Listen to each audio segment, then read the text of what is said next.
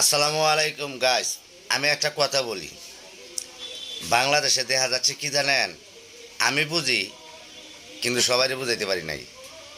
মনে করেন স্বর্ণ বিরাট দামি, আজকে হইল 1 লাখ টাকা ভরি, কালকে স্বর্ণ বাইরে গেছে 2 লাখ টাকা ভরি।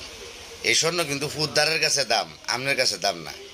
2 লাখ টাকা ভরি হইলে এই স্বর্ণ নিয়ে আপনি যখন একটু বিক্রি করলেন বেকায়দায় ফুরিয়া, তখন আপনার খাত এইটা সেইটা বাতিল করিয়া আপনারা দিব ওই যে 2 লাখ টাকার বড়িটা 1.5 লাখ টাকা বড়ি আরও কাটটা কম।